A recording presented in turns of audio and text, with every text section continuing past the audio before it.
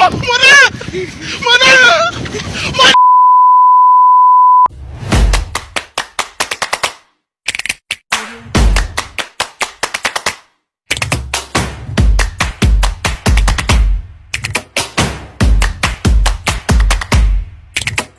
Kenalan dulu nggak sih?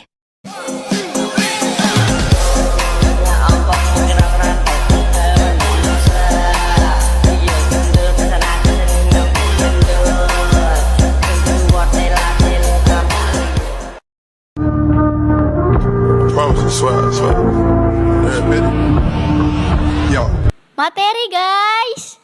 Halo guys, saya perwakilan dari kelompok 1 ingin menjelaskan materi tentang dinamika kependudukan. Ada beberapa faktor yang meliputi dinamika kependudukan. Ada kelahiran, kematian, dan migrasi.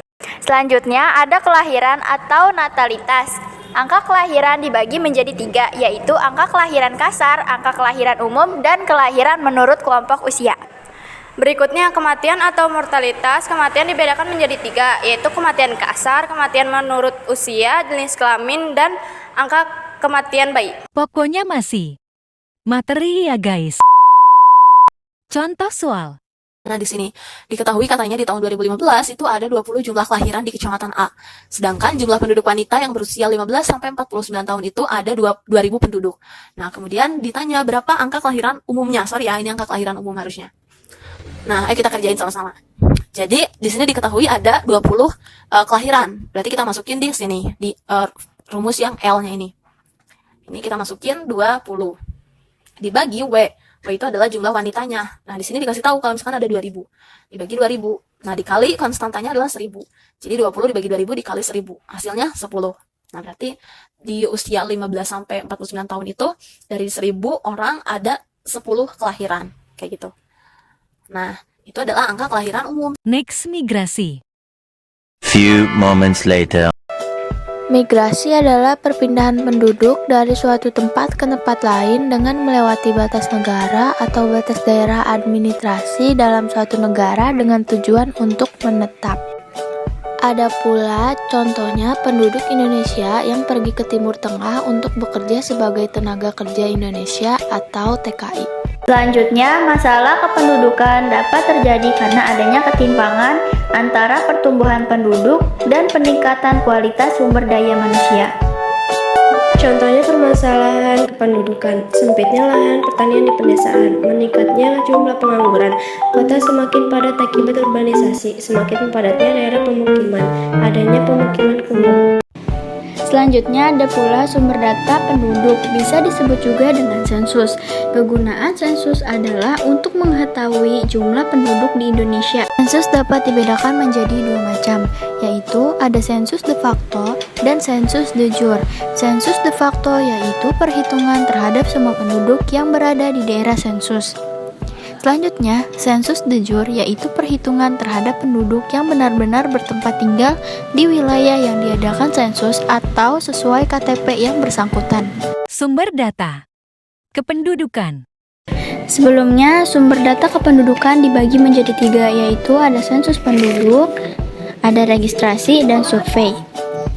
Sensus berasal dari bahasa Latin yaitu census yang berarti penafsiran harta benda seorang warga negara dan pencatatan nama warga negara. Registrasi merupakan kumpulan keterangan mengenai kelahiran, kematian, dan segala kejadian penting manusia, misalnya perkawinan, perceraian, adopsi, dan perpindahan penduduk. Selanjutnya, yang ketiga, survei. Survei merupakan penjajahan penduduk dengan cara mengambil contoh daerah. Sebelumnya naon ya? Jijiin dulu nggak sih? Biar gak ngantuk.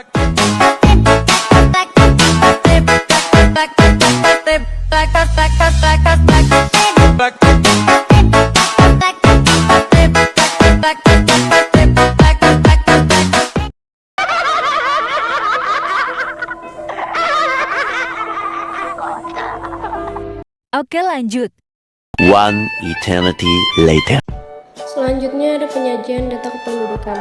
Banyak cara yang digunakan untuk penyajian data kependudukan.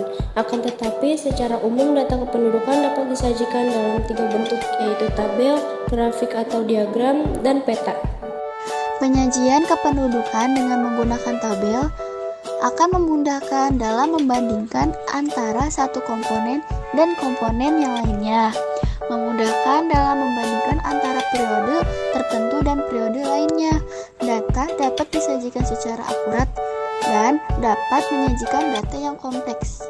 Grafik atau diagram adalah bentuk penyajian data berupa gambar 2 dimensi yang mempresentasikan keseluruhan data. Penyajian data kependudukan dengan menggunakan peta dapat memberikan informasi kependudukan yang cakupannya lebih luas.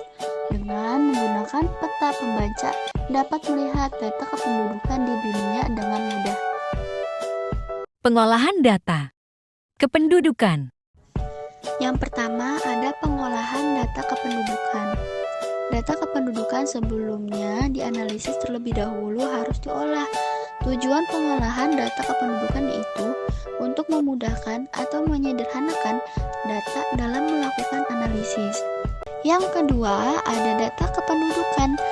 Pentingnya informasi mengenai kependudukan bagi seorang perencana tidak hanya menyangkut masalah kondisi sosioekonomi, kultural yang dianut atau jenis kelamin saja, melainkan juga keadaan mengenai jumlah penduduk, perkembangan kelahiran, kematian, proyeksi penduduk, dan sebagainya.